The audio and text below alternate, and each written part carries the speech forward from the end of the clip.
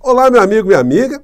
Enquanto a cadeia não vem, muitos criminosos tentam jogar cortinas de fumaça para ver se a gente não enxerga algo de muito importante que está acontecendo por trás. Ou seja, filas que estão conduzindo muitas dessas criaturas para a Papuda ou para Bangu 8. Vou conversar com vocês sobre as estratégias que estão em curso e também sobre os debates que estão acontecendo nas redes sociais e no jornalismo sobre as indicações que o presidente Lula fez para a PGR e para ocupar uma cadeira no Supremo Tribunal Federal, fatos que estão deixando segmentos do mundo paralelo da extrema-direita absolutamente apavorados, e eles querem neutralizar as consequências do que vai acontecer. Bom, mas antes de entrarmos aqui nos assuntos, quero convidar você que está chegando nesse instante ao nosso portal e não nos conhecia, para que você se inscreva aqui conosco, conheça também os nossos outros vídeos. Se você gostar, compartilhe, recomende, não se esqueça de dar o seu joinha, o seu comentário, e se puder, se inscreva também no nosso clube de membros, tá legal? Você que é muito bem-vindo e muito bem-vinda.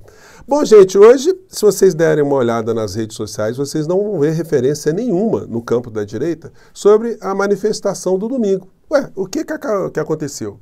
Só utilizaram ali os parentes do senhor Clezão como frutas que foram chupadas e depois arremessadas para o lixo? Sim, é exatamente isso que aconteceu.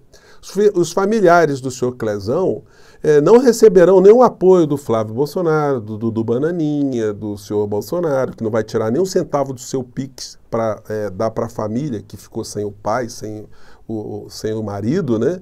Porque ele simplesmente acreditou no banditismo e acabou preso e, com as comorbidades que tinha, acabou falecendo ali numa situação específica que aconteceu ali no presídio da Papuda. Essas pessoas vão ficar absolutamente abandonadas. O pastor que convocou a manifestação, que fez vídeos, quero saber se ele vai acolher a família, se vai dar algum tipo de apoio, né?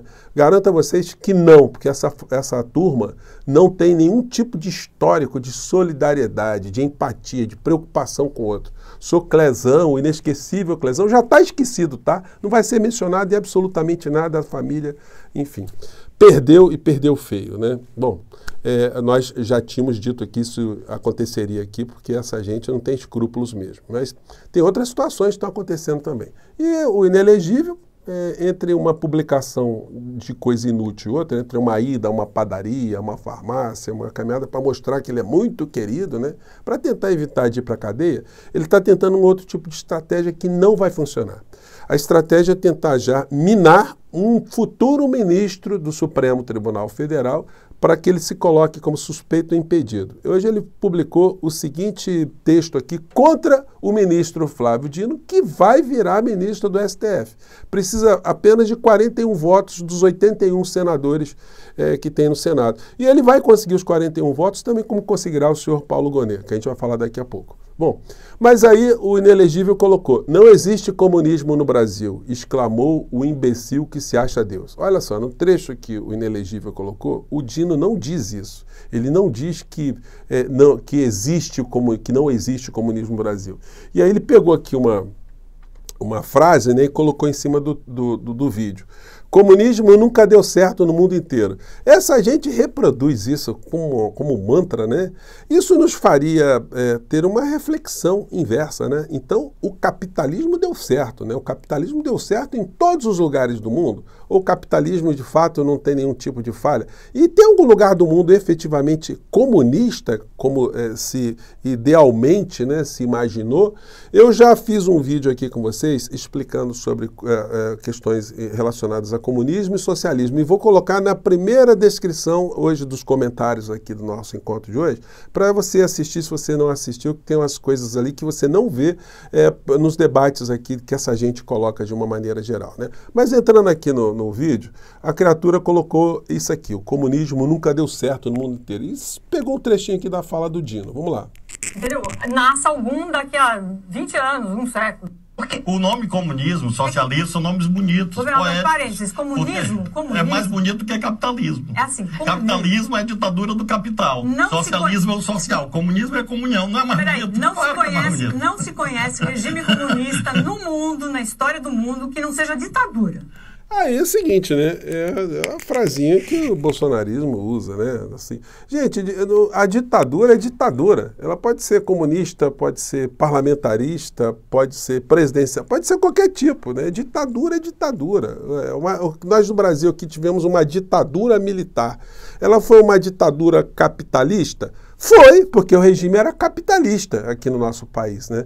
Ela fez alguma coisa a favor do povo? As ditaduras militares espalhadas no mundo são ditaduras o quê? Socialistas ou capitalistas? 99% são ditaduras capitalistas. Então, é uma conversa muito distorcida que essa gente faz. E aí, quando você pega alguns indicadores, se você pegar aqui, gente, vocês podem pesquisar à vontade no Google, tá?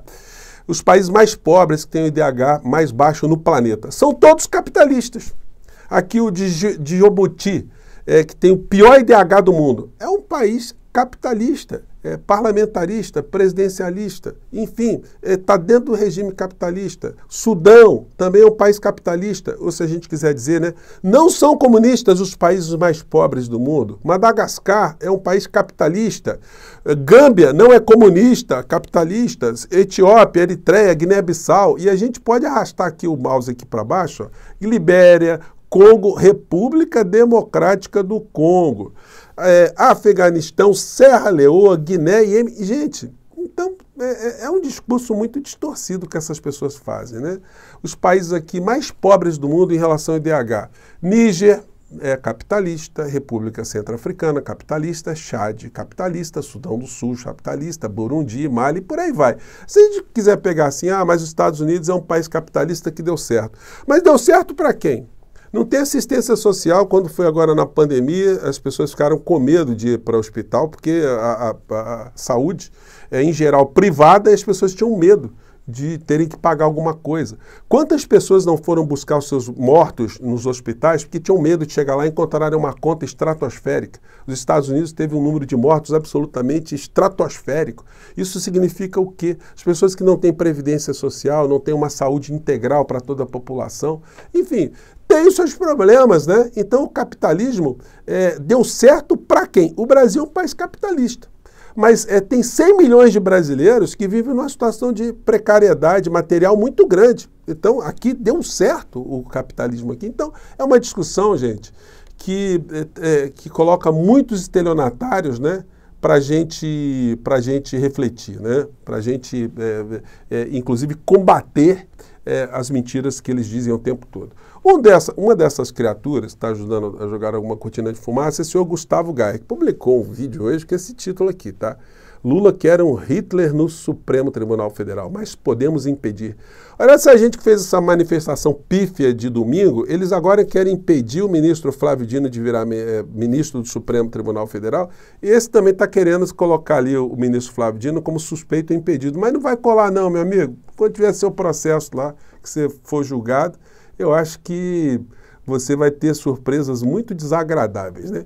Hoje ele fez um ataque com o ministro Flávio Dino, dizendo que vai fazer uma campanha para impedir que ele assuma a cadeira lá no STF. Será? Vamos ver um trechinho aqui das calhordices que essa gente utiliza como ferramenta, né? Vamos ver. E vamos desmascarar nessas ferramentas, né, irmão? É ruim ter um ditador no STF, imagina ter dois, só que esse segundo, 1000 vezes pior. Você com certeza conhece esse cidadão que está aqui no centro desse vídeo. Esse aqui é o Flávio Dino. Foi governador do Maranhão, um comunista declarado, apoiador do comunismo, do Partido Comunista, que agora saiu do Partido Comunista recentemente, mas está no Partido Socialista, é o ministro da Justiça. Aquele ministro da Justiça que o seu ministério encontrou com a dama do tráfico, que vai para regiões... Aí veio o rosário de agressões, tem acesso livre ali aos colegas do narcotráfico, que apagou os vídeos do 8 de janeiro, o que acabou levando várias pessoas inocentes a serem presas, e que disse isso aqui, que por si só já deveria excluí-lo da possibilidade de ser o ministro do STF. Dá uma olhada. Todas as plataformas. Esse tempo da autorregulação, da ausência de regulação da liberdade de expressão, como valor absoluto, que é uma fraude, que é uma falcatrua, esse tempo acabou no Brasil. Esse tempo da liberdade de expressão acabou. Acabou. Isso foi sepultado. Isso foi sepultado. Então aqui nós temos um ministro da Justiça que diz abertamente que esse tempo da liberdade de expressão acabou no Brasil. Gente, eu certamente não terei algum tipo de possibilidade, né, de debater com esse senhor Gustavo Gaia em algum ambiente, né? Em universidade a gente já debateu com muitas pessoas da direita, conservadores, né, liberais, enfim. Sempre num nível respeitoso, mas se eu tivesse a oportunidade de me deparar com essa criatura, eu diria: senhor Gustavo Gaia, o senhor é um criminoso, né? O senhor é um bandido, o senhor é mentiroso, o senhor distorce a realidade e pensa que as pessoas não estão percebendo.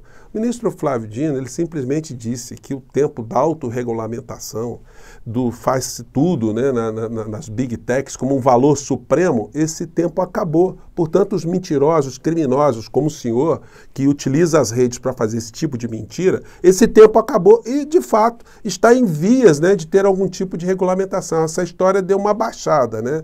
Ela saiu do debate do cotidiano, mas ela deve ser retomada para evitar justamente que criminosos façam da política nas redes sociais uma ferramenta, né, de iludir as pessoas, de destruir valores, enfim, né? Bom, agora vamos aqui para um outro assunto que está mexendo muito com todo mundo e que é um tema que nos interessa muito aqui no nosso portal pelos aspectos jurídicos que a gente sempre tratou. Eu fiz mais de 20 representações contra o governo Bolsonaro e que foram emparedadas pelo senhor Augusto Aras e a senhora Lindora Araújo. Algumas eu vou retomar agora com o novo Procurador-Geral da República. Então, vamos aguardar a indicação que o presidente Lula fez para ver se haverá ali um comportamento republicano do futuro Procurador-Geral da República, que vai passar na sabatina do Senado. Ele vai ser colocado ali. Mas por que o presidente Lula escolheu alguém com esse perfil? Os jornais estão colocando aqui, né, uma situação como essa aqui, né? O título é: fora da lista tríplice, ex-sócio de Gilmar será PGR. Existiam nomes com pensamentos mais progressistas dentro da Procuradoria-Geral da República. Mas o que levou o presidente Lula a indicar o senhor Paulo Gonet? Isso traz ao debate uma questão que eu já ventilei ontem no nosso encontro e que deve ser objeto aqui de várias discussões. Isso tem a ver com a falta de conexão que o presidente da República está tendo com setores muito importantes do debate público aqui no nosso país. Porque se houvesse uma abertura para um debate mais amplo, muitas pessoas diriam para o presidente Lula: presidente, coloque uma pessoa mais progressista, alguém comprometido com a república do nosso país, com os valores democráticos, que não queira sepultar algumas situações que o senhor Augusto Aras e a senhora Lindora fizeram, que recupere tudo aquilo que foi colocado na pandemia da Covid, na CPI, para que os criminosos sejam responsabilizados. Essas eram questões fundamentais. Não quer dizer que o senhor Gonet, que ele vá passar pano para essa história toda. Vamos aguardar, como eu disse para vocês, pelo menos agora dentro do ambiente democrático nós poderemos cobrar de maneira muito firme, né? E nós faremos isso aqui no nosso portal. Esse distanciamento, ele prejudica muito o avanço das forças sociais progressistas aqui no nosso país. O presidente da República, ele acaba fazendo política mais cercado ali da estrutura tradicional da política de gabinetes, da política ali das articulações, do que um envolvimento maior, uma pressão maior da sociedade. Por isso que eu sempre comentei aqui da importância do presidente fazer lives, né? Para escutar as pessoas, para interagir com segmentos, enfim.